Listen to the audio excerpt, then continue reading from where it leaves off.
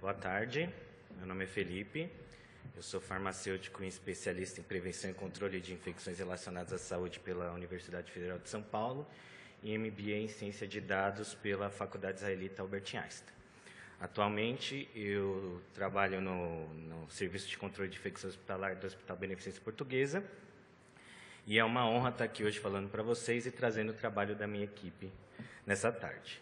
Nosso trabalho é a definição de gatilhos para a atuação do farmacêutico na gestão de antimicrobianos, mais eficiência e assertividade. Então, para começar, eu queria trazer um pouco dos benefícios de ter um farmacêutico no serviço de controle de infecção hospitalar.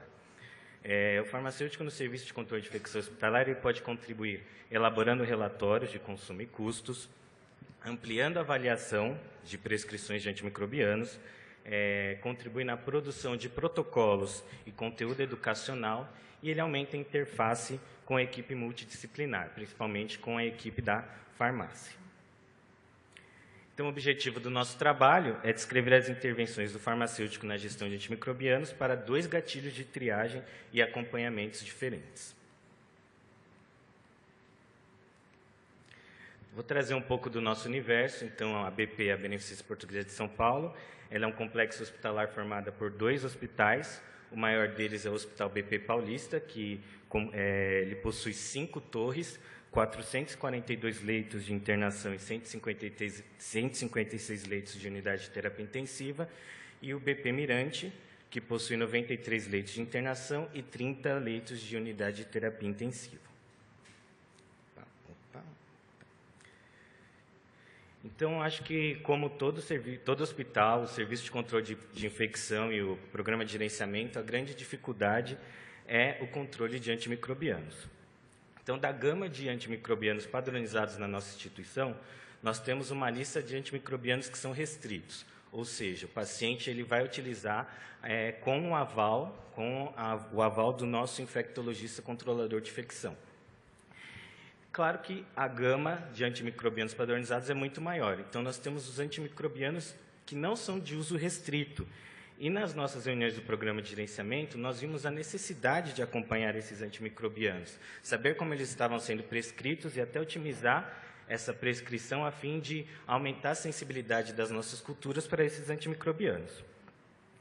Então, foi decidido que os nossos infectologistas continuariam na avaliação dos antimicrobianos de uso restrito, e o farmacêutico ele faria a avaliação dos antimicrobianos de uso não restrito.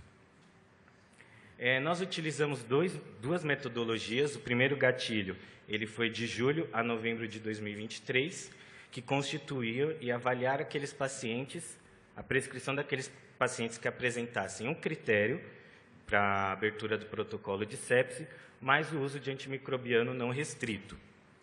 Na nossa instituição, nosso sistema informatizado, ele permite que a gente extraia um relatório daqueles pacientes que deram abertura ao protocolo de sepse. Então, eu filtrava esses pacientes e que estavam utilizando antimicrobianos de uso não restrito e verificava a pertinência da prescrição. Porém, com o passar do tempo, nós percebemos que esse relatório ele só nos permitia uma análise retrospectiva desses pacientes. Ou seja, muitas vezes, quando a gente chegava para fazer essa intervenção, o paciente ou ele já não estava mais fazendo uso do antimicrobiano, ou ele já tinha ido de alta, tinha ido de óbito, já tinha trocado a terapia. Então, devido a essa dificuldade, em dezembro, nós conversamos com a nossa equipe da TI e desenvolvemos um relatório em que a gente pudesse extrair aqueles pacientes que tivessem uso de antimicrobianos em até 72 horas, tá? E que nós pudéssemos filtrar aqueles pacientes que já tinham culturas, para poder facilitar a nossa avaliação da prescrição. E devido à gama de antimicrobianos ser muito grande, nós restringimos a avaliação somente a ciprofloxacina e ceftriaxona, porque eram os antimicrobianos de uso não restrito mais utilizados. Então, como resultado, nós obtivemos os seguintes valores. O gatilho número 1, que foi de julho a novembro de 23, nós avaliamos 837 prescrições e encontramos 26 não conformidades, total de 3,1%. Enquanto que o gatilho 2, nós avaliamos 671 prescrições e encontramos 20 não conformidades. O segundo o segundo gráfico, ele mostra bem a efetividade do gatilho 2.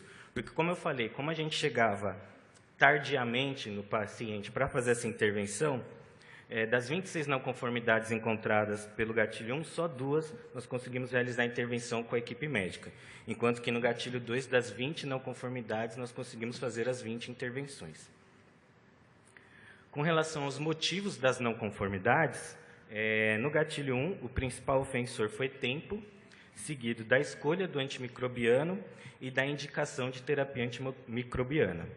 Enquanto que no gatilho 2, o principal ofensor foi escolha, seguido de tempo, e o gatilho 2 também nos deu a oportunidade de fazermos a otimização de via, a transição da via EV para VO, o que otimizou melhor a terapia do paciente. E tivemos 5% também de não conformidade com relação à indicação. E aí nós fizemos o gráfico com relação à adesão do médico às intervenções. Então, o gatilho 1, como só foram 2 intervenções, nós não tivemos nenhuma adesão da equipe médica, né, devido a baixo número de intervenções, enquanto que no gatilho 2, das 20 intervenções, nós tivemos 70% da adesão da equipe médica. Então, concluindo, a definição de um gatilho mais objetivo para a triagem de atuação do farmacêutico em um serviço com alto volume de prescrições de antimicrobianos permitiu maior abrangência do programa e maior eficiência das intervenções realizadas junto às equipes médicas. Era isso que eu tinha aqui para compartilhar.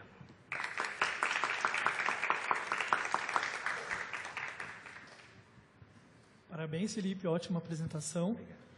É um desafio mesmo, né? Eu acho que vocês já saem na frente, porque vocês já têm um farmacêutico junto com a equipe de controle de infecção, que é uma coisa que a gente tem inveja, muita inveja. A gente faz parcerias com o pessoal de farmácia e tudo, mas foi muito bom. E com essa parceria com o pessoal da TI, como é que foi? Que essa prescrição, porque eu acho que estava demorando demais para vocês verem o tempo para vocês intervirem nessa primeira fase. Como é que foi? Esse primeiro relatório era um relatório que nem era utilizado por nós, era pela equipe de enfermagem e dos indicadores dele, e nós tomamos posse para ajudar no nosso indicador. Só que devido a esse delay que a gente tinha para chegar ao paciente, a gente se reuniu com a equipe da TI para eles montarem um relatório de acordo com as nossas necessidades. Então, nesse relatório, a gente conseguia extrair o tempo, né, que a gente filtra até 72 horas da data de extração. A gente consegue filtrar aqueles pacientes que já têm cultura para facilitar a nossa avaliação, e a gente consegue filtrar o antimicrobiano, aí a gente consegue filtrar o antimicrobiano, filtrar o setor que ele está internado, é um relatório mais a nossa cara, assim, com o que a gente precisa. Mas a TI do nosso hospital ela é bem aberta com relação às nossas necessidades. Claro que, devido ao nosso sistema de informatizado ser Java ainda, então eles às vezes têm uma certa dificuldade de conseguir imputar no relatório aquilo que a gente precisa, né? Mas agora está fazendo transição para HTML, eu acho que vai melhorar um pouco. E vocês viram o impacto disso no DDD? Como é que foi esse impacto que vocês tiveram com esse controle porque o antibiótico que a gente mais usa aqui nas reuniões da Covisa é o ceftriaxona, em São Paulo e no estado de São Paulo inteiro, acho que no Brasil inteiro. Como é que foi esse impacto aí para vocês? Hoje, a gente, no nosso programa, a gente só monitora, por enquanto, o DDD daqueles antimicrobianos que são de uso restrito. Porque, como são muitos setores, a gente resolveu restringir apenas para os UTIs e os antimicrobianos de uso restrito. Então, a gente ainda não tem essa avaliação do impacto do consumo, tá? A gente pretende fazer isso não só de consumo como custos, lá na frente, que até foi um piloto. A gente pretende colocar mais antimicrobianos de uso não restrito, né, para abranger mais, mas, por enquanto, a gente ainda não tem o impacto com relação ao consumo, né? A gente tem impacto com relação às intervenções e adesão, mas não com relação ao consumo. Felipe, primeiro, obrigada pela apresentação, foi muito legal. Tira uma dúvida para mim, porque você falou que no seu primeiro gatilho você teve 2 pacientes, certo? Uhum. No segundo você conseguiu chegar em quantos pacientes? Eu perdi essa informação. 20 pacientes. Tá. Outra dúvida que eu tenho é como vocês escolheram o ceftriaxona e cipro? Por serem os de maior uso? Por serem os de maior consumo. A gente avaliou o primeiro relatório, né, que a gente tinha todos os antimicrobianos que nós avaliamos e nós percebemos que o ceftriaxona e o cipro era o de maior consumo. Que é mais utilizado para pneumonia, né, comunitária, infecção intraabdominal, então era de maior consumo. Tá, joia, obrigada.